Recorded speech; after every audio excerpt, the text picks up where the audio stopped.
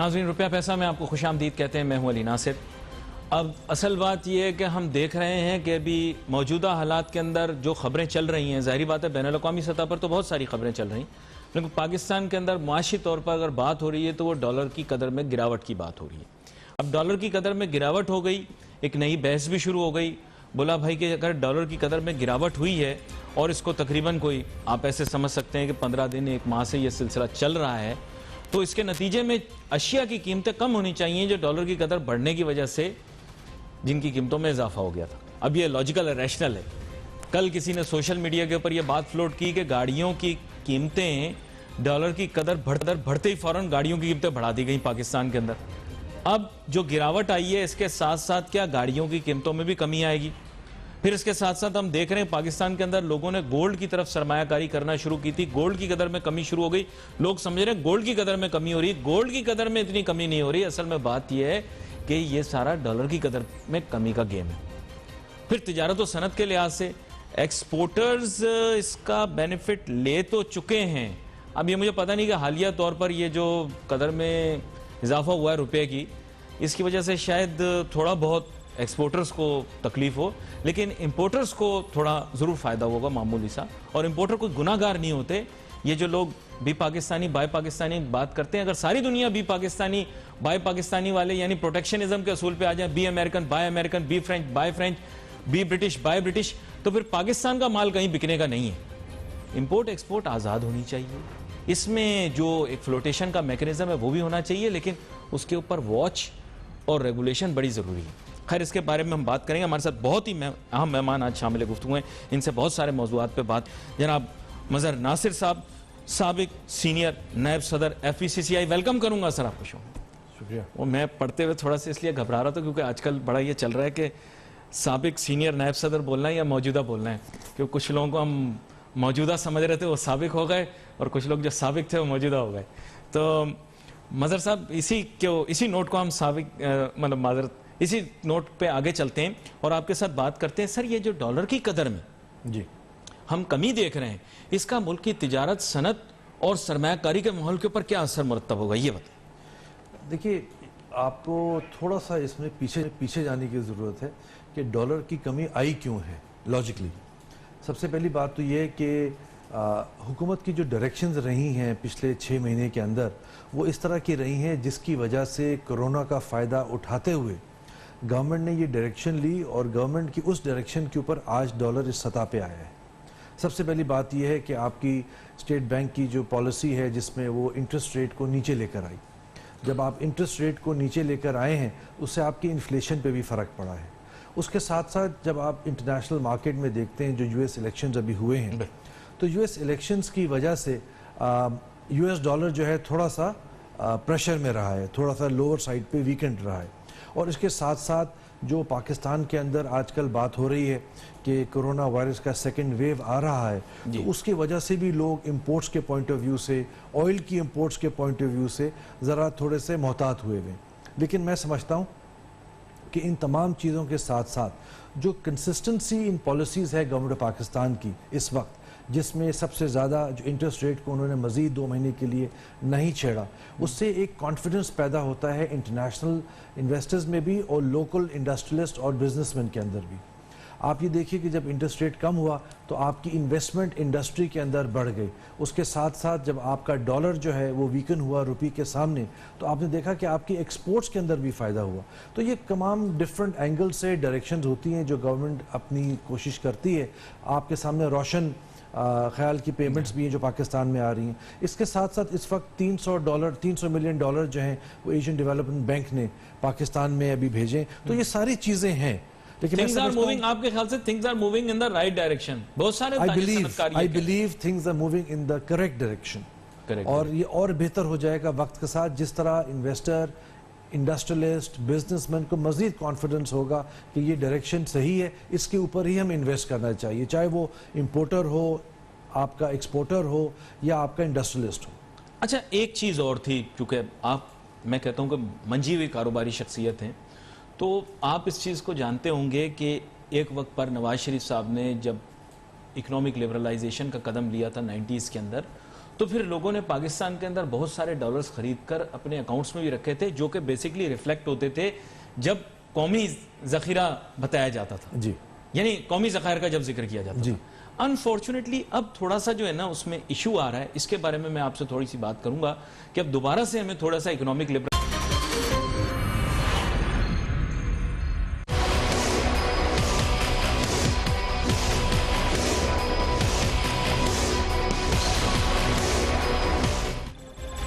ناظرین welcome back after break. گفتگو ہماری جاری ہے، مظہر ناصر صاحب کے ساتھ بات کر رہے ہیں. مظہر ناصر صاحب نے بریک پہ جانے سے پہلے میرے خیال سے دریا کو کوزے میں بند کر دیا. انہوں نے جناب تفصیلاً یہ چیز بتا دی کہ حکومتی اقدامات جو ہیں وہ ان کے نزدیک کریکٹ ڈائریکشن کے اندر ہیں اور اس کے نتیجے کے اندر آگے آنے والے دنوں کے اندر ہم معیشت کے اندر بہتری دیکھیں گے. اچھا، اب میں مظہر ناصر صاحب تھوڑا سا آپ کے ساتھ اس بارے میں بھی ڈسکس کر لوں کہ میرے خیال ساری دنیا ہی اس وقت ایک دم خوشی کی لہر دوڑ گئی ہے. اسے پتہ لگا ہے کہ بین الاقوامی کمپنی فائزر نے ایک ویکسین دریافت کر لی ہے اور ٹیسٹنگ کے بعد باقاعدہ طور پر ایسا محسوس ہو رہا ہے، کیونکہ وہاں پہ کافی مشکل قسم کا یہ نظام ہوتا ہے. کہہ رہے ہیں کہ نومبر کے آخر میں یہ ویکسین مارکیٹ میں آ جائے گی، اگر تاخیر بھی ہوئی تو تھوڑا اس کے بعد آ جائے گی، لیکن ویکسین آ گئی ہے. یہ خوشی کی بات ہے کہ نہیں ہے، اور اس کا ہمارے ملک پہ ساری دنیا پہ کیا اثر مرتب ہوگا یہ بتائیں تھوڑا سا. جی دیکھیے، سب سے پہلی بات یہ ہے کہ یہ ویکسین آئی ایک خوش آئین بات ہے. دیکھنا یہ ہے کہ یہ ایف ڈی اپروو کرتی ہے کہ نہیں کرتی ہے سب سے پہلے، کیونکہ اس سے پہلے بھی ایک دو ویکسینز آئی ہیں لیکن وہ کامیاب نہ ہو سکی. تو اللہ سے دعا ہے کہ یہ ویکسین کامیاب ہو جائے اور اس کو ایف ڈی اپروول مل جائے. تو اس سے آپ سب سے بڑی چیز جو ہوگی وہ پرسیپشنز چینج ہوں گے انٹرنیشنل مارکیٹ کے اندر، دنیا بھر کے اندر. کیونکہ جب آپ کے پاس ایک ویکسین آ جائے گی تو وہ ڈر و خوف جو ہے وہ دور ہونا شروع ہو جائے گا، جس سے آپ یہ دیکھیں گے، اگر میں اکنامک ٹرمز میں بات کروں تو انڈسٹری پوائنٹ آف ویو سے یا بزنس پوائنٹ آف ویو سے لوگ پازیٹیو تھنکنگ کی طرف آ جائیں گے. آج ہر انسان یورپ میں، امریکہ کے اندر ڈر کے اندر بیٹھا ہوا ہے گھر کے اندر، اور اگر باہر بھی نکلتا ہے تو خوف کے ساتھ نکلتا ہے، کاروبار صحیح طرح نہیں کر سکتا. تو جب انٹرنیشنل مارکیٹس میں آپ کی ایک پازیٹیو اپروچ آ جائے گی تو اس سے پاکستان کے اندر بھی جو ہم ایکسپورٹس اس وقت بہت اچھی کر رہے ہیں، میں سمجھتا ہوں اس میں آپ کے دروازے اور کھل جائیں گے اور اپرچونٹیز اویلیبل ہوں گی پاکستان کے لیے بھی کہ وہ اپنی ایکسپورٹس کو بڑھا سکے. اچھا، یہاں پر ایک چیز جو سامنے آ رہی ہے، ظاہری بات ہے انٹرنیشنل مارکیٹس ایک دم ریلی کر گئی ہیں جی. اور صدر ڈونلڈ ٹرمپ صاحب اپنی ٹویٹس کی وجہ سے بڑے مشہور ہیں. انہوں نے بھی یہ کہا ہے کہ جی دیکھو آ گئی، اور میرے خیال سے جو بات آپ کر رہے ہیں اب اس کے اندر زور بھی لگائیں گے وہ زیادہ کہ کسی طرح ان کے ہی اس ٹینور کے اندر، یعنی ابھی تو یہ بھی نہیں پتا نا، بائیڈن صاحب نے تو کہہ دیا کہ میں بن گیا ہوں صدر، لیکن ڈونلڈ ٹرمپ صاحب تو کہہ رہے ہیں کہ بھائی ابھی تک کچھ پتہ نہیں ہے. جی. تو وہ اعلان جو انہوں نے کیا اس سے کچھ ایسے لگ رہا ہے کہ لیول آف کانفیڈنس تھوڑا زیادہ ہوگا اور وہاں کی اسٹیٹ مشینری بھی اس کے لیے ورک کرے گی کہ جلد سے جلد وہ ویکسین باہر آئے. آپ کے خیال سے کیا؟ میرا اپنا خیال بھی یہی ہے کہ جلد سے جلد کوشش کرے گی کہ وہ ویکسین باہر آئے، کیونکہ آپ نے یہ دیکھا ہے کہ یونائٹڈ اسٹیٹس نے کتنے اربوں ڈالر خرچ کیے ہیں اپنی اکانومی کے اندر صرف اس کرونا وائرس کے اندر. جی جی. تو اس ویکسین کے آنے سے جو سب سے زیادہ امپیکٹ پڑے گا وہ یو ایس اکانومی پہ پڑے گا، کیونکہ وہ خرچہ بھی بچتا ہے اور وہ اپنی جگہ ہے کہ اب تو الیکشنز ہو چکے ہیں، اب دیکھنا یہ کہ اس کا رزلٹ کیا آتا ہے. لیکن اس سے آپ کو بہتری نظر آئے گی انٹرنیشنلی بھی اور لوکلی بھی. اچھا، یعنی آپ کو لگ رہا ہے کہ اس سے آگے آنے والا، اچھا امید سے زیادہ تو کوئی چیز نہیں ہوتی. بالکل. امید کی کرن دکھے تو پھر معاملات بہتر ہوتے دکھائی دیتے ہیں. اچھا، میں نے سنا کہ روس کے اندر تو پہلے ہی آ گئی تھی اور انہوں نے لوگوں کو لگا دیا، لیکن روس اس سارے معاملے سے سر آئسولیٹڈ رہا ہے، شاید اس وجہ سے کیونکہ اس کے ساتھ ہمارے اکنامک ریلیشنز نہیں ہیں، یا گلوبلی بھی وہ کوئی بہت بڑا انٹرنیشنل اکنامک پلیئر نہیں ہے.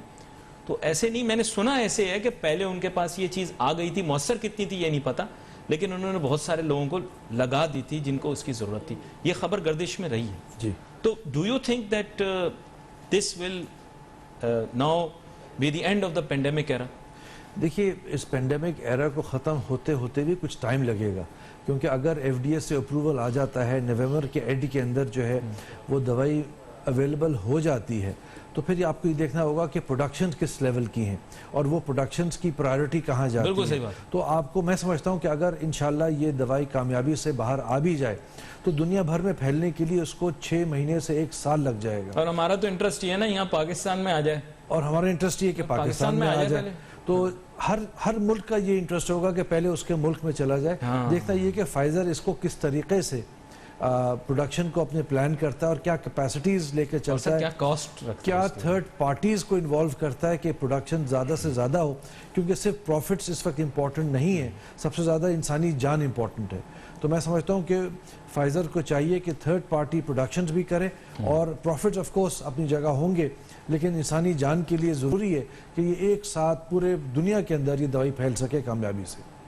اچھا, یہاں پر ایک چیز اور ہے, جیسے یہ ظاہری بات ہے, مجھے شعبہ تحقیق بھی بتا رہا ہے کہ فائزر نے جب یہ بنا لینی ہے اس کے بعد کچھ لوگوں نے پری آرڈر بھی کیا ہوا ہے, جیسے ایسے کہہ رہے ہیں کہ برطانیہ نے غالباً پری آرڈر کیا ہوا ہے کافی سارے, امریکہ نے بھی شاید اس کے اندر اس طرح سے اپنا حصہ ڈالا ہوگا, تو پہلے دوائی تو ان کی طرف منتقل ہو جائے گی, تو اس کا مطلب آتے آتے آتے آتے تھوڑا وقت لگ جائے گا. ڈو یو تھنک کہ economically there will be an impact where America and West will start flourishing and the rest of the world will maybe slow down? Is it so or nothing like that? دیکھیے, میرا اپنا خیال یہ ہے کہ Pfizer ایک multi national company ہے, اور جس وقت انہوں نے تحقیق اور ریسرچ اس دوائی پہ کی ہوگی اور ان کو معلوم ہوگا کہ ہم کسی نہ کسی نتیجے پہ پہنچنے والے ہیں, تو انہوں نے پلاننگ بھی ضرور کی ہوگی اپنی پروڈکشنز کی. میں سمجھتا ہوں کہ وہ ایک ساتھ بھی شروع کر سکتے ہیں یونائٹڈ اسٹیٹ سے, لیکن ایک ساتھ بھی دنیا بھر کے اندر جہاں فائزر کی فیکٹریز موجود ہیں یا تھرڈ پارٹیز موجود ہیں, وہاں پہ فرینچائزڈ اپنی دوائی کو رول آف کر سکتے ہیں. کیونکہ جیسے میں نے آپ سے عرض کیا کہ اس وقت صرف بات پروفیبلٹی کی نہیں ہے. اچھا, every research is not going to FDA. Some are state sponsored researches, like if a research is being done in Russia for its own people, so I don't think they would be applying to FDA. They would go right ahead if they do it. And even if something in China, I don't think they'll need to apply to FDA.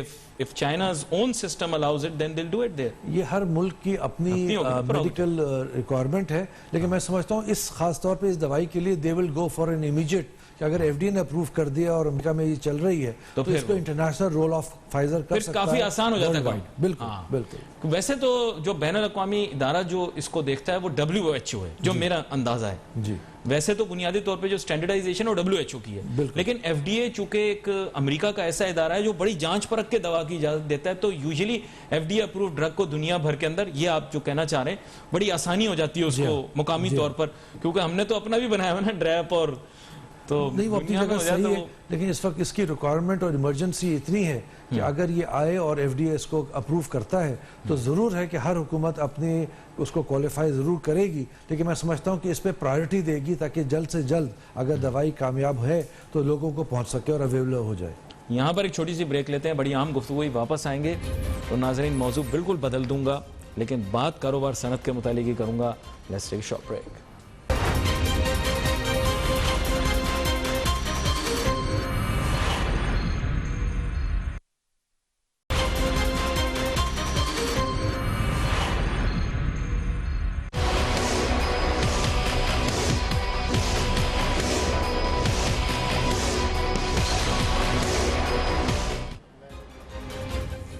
ناظرین welcome back after break. گفتگو ہماری جاری ہے. مظہر ناصر صاحب کے ساتھ بات کر رہے ہیں, سابق سینئر نائب صدر رہے ہیں FPCCI کے. مظہر ناصر صاحب, اب تھوڑا تاجر صنعتکار سیاست کے متعلق بات کر لیں, کیونکہ میرا بزنس کا موضوع ہے تو میں ملکی سیاست پر تو زیادہ بات نہیں کر سکتا, لیکن میں نے تاجر صنعتکار سیاست پر ضرور بات کرنی ہے, کیونکہ آپ ہی لوگوں نے آگے جا کر تجارت و صنعت کے شعبے کو فروغ بھی دینا ہے. تاجروں صنعتکاروں کے حقوق کے لیے اور ان کے مفادات کو حکومت کے سامنے رکھنا ہے, اور ملک کی معیشت بہتر ہوگی تو ایونچولی پوری اکانومی جب بہتر ہوتی ہے تو پھر اس کا بینیفیشری پورا ملک ہوتا ہے. اب تاجر سیاست میں نیا موڑ آ گیا. پہلے دو گروپ بنے, BMP UBG. UBG وہ گروپ ہے جس کے آپ سرکردہ رہنما ہیں, ظاہری بات ہے اس کے جو لیڈر ہیں وہ SM منیر صاحب ہیں, اور خالد طباب صاحب آپ کے اس دفعہ کے صدارتی امیدوار ہیں, اچھے اسٹرانگ امیدوار ہیں. لیکن کچھ آسمانی موڑ آ گیا. آپ کو آسمانی موڑ کا تو اندازہ ہوگا کیونکہ آپ ذکر کر رہے تھے ابھی. تو یہ آسمانی موڑ جب آیا تو ہم نے دیکھا کہ یکسر حالات تبدیل ہو گئے. کل UBG کے رہنما جو ہیں انہوں نے سینئر نائب صدر کا عہدہ پکڑ لیا. آپ کے الیکشن کمیشن نے اس کے مطابق FPCCI کے بتایا کہ جی اب یہ ہو گئے ہیں نئے سینئر نائب صدر. پچھلے جو تھے عاصم غنی عثمان صاحب, اب وہ ان کو کیا کہوں, انکمبنٹ کہوں, کیا لفظ استعمال کروں, ان کو آپ نے غیر فعال کر دیا. اور کچھ احتجاج بھی کیا. غیر فطری ہے یہ تو تاجر صنعت کار برادری کے اندر احتجاج ہونا, اکٹھا ہونا. یہ کیا نئی سیاست کی تاریخ رقم کی جا رہی ہے؟ تھوڑا ہمیں بتائیں. دیکھیے پہلی بات تو یہ کہ یہ معاملہ جو ہے کورٹ کے اندر ہے, سب جوڈس ہو جاتا ہے. تو میں آپ کو صرف کیونکہ آپ نے فیڈریشن کے کل کے معاملات کی بات کی ہے, تو سب سے پہلی بات یہ ہے کہ عاصم صاحب ایس وی پی تو کبھی بھی نہیں بنے اس پورے ٹینیور کے اندر, کیونکہ یہ معاملہ کورٹ کے اندر تھا. اس کو شارٹ اور بریفلی اگر میں بیان کروں تو اس طرح ہے کہ جو الیکشن کمیشن ہے اس نے اپنا فیصلہ جو ہے وہ کل ایف پی سی سی آئی کے سیکرٹری جنرل کو دے دیا, اور اس کے مطابق انہوں نے حنیف گوہر صاحب کو ونر قرار دیا ایز سینئر وائس پریزیڈنٹ. اور جو کام ہے سیکریٹریٹ کا وہ اس الیکشن کمیشن کے ججمنٹ کو آگے لے کے چلنا ہے, اس کے اوپر تائید کرنا ہے. اگر کسی کو اس آرڈر کے اگینسٹ یا اس کے خلاف کوئی بات کرنی ہے تو کورٹ کھلا ہوا ہے, وہ کورٹ میں جا کر اس آرڈر کے اگینسٹ. تو یہ گھیراؤ کی کیا باتیں کی انہوں نے؟ گھیراؤ کی بات تو کہ گھیراؤ کر دیا ان لوگوں نے, اور گھیراؤ کر کے جو ہے وہ ٹیک اوور کر لیا. میرا خیال ہے گھیراؤ کیا, تو یہ تو غیر ایسا میں نے کبھی دیکھا نہیں تھا. گھیراؤ کبھی ایسا نہیں ہوا, کوئی ضرور کوئی کنفیوژن ہوگی. یہ ضرور ہے کہ حنیف گوہر صاحب کو ان کے دفتر میں بٹھانے کے لیے ان کے چاہنے والے, ان کے دوست, کاروباری, بزنس مین, تمام لوگ تمام فیلڈ سے ان کے پاس آئے اور ان کو مبارکباد دی. تو اگر میں سمجھتا ہوں 100-200 لوگ آ گئے اور انہوں نے ان کو مبارکباد دی ان کو بٹھانے کے اندر, یا ان کے پاس پورے دن آتے رہے اور ملتے رہے, تو وہ کوئی گہراؤ نہیں ہوا. وہاں پہ تو مٹھائی بٹ رہی تھی, چائے پی جا رہی تھی, اور اکنامکس پہ اور پالیٹکس پہ باتیں ہو رہی تھی. Very interesting. آگے آنے والے دنوں کے اندر جناب والا کیا ہونے والا ہے؟ اب وہ کہتے ہیں مزیدار ٹکراؤ, لیکن اب بات یہ ہے کہ ان کے گروپ کے اندر کچھ لوگ تھے جو آپ لوگوں نے روٹھوں کو منا لیا. میاں زاہد صاحب بھی آپ کی طرف آ گئے, اور پھر ہیوی ویٹ وہاں پہ علاؤدین مری صاحب ہیں, سابق سی ایم بھی رہے ہیں بلوچستان کے, سابق صدارتی امیدوار بھی رہے ہیں پی سی سی آئی کے. وہ بھی اب آپ لوگوں کی جانب آ گئے. ان کا گروپ فرق ہے, ان کا گروپ بالکل فرق ہے آپ سے, لیکن اب وہ متحد ہو گئے آپ کے ساتھ. تو یہ مجھے بتائیں کہ اب مستقبل میں الیکشن کیسا دکھائی دیتا ہے, آپ کی پوزیشن کتنی مستحکم ہے؟ دیکھیے میں آپ کو اگین اس کا جواب بڑا لاجیکل دیتا ہوں کہ اگر اس سال کے اندر میاں انجم نثار صاحب اور ان کا گروپ جو ہے وہ فیڈریشن میں رہا, تو ان کی جو بھی کارکردگی رہی, ہم اگر یہ کہیں گے کہ جی کرونا وائرس تھا تو اس کی وجہ سے کارکردگی خراب ہو گئی, تو میں سمجھتا ہوں کہ کاروبار تو پوری دنیا میں چلتا رہا, پاکستان میں بھی آج بھی چل رہا ہے اور اگریسولی چل رہا ہے. تو ان کا ایک سال جو ہے ہمیں بہت ڈھارس دیتا ہے اس بات کے لیے کہ آپ ان سے کمپیئر اپنے آپ کو اگر پچھلے سالوں میں کریں یا آنے والے سالوں میں کریں تو ووٹرز کو بڑی آسانی ہو جائے گی ڈیسیجن لینے کے اندر. میری خواہش تو یہ تھی اس موضوع کے اوپر اور گفتگو جاری رکھتی.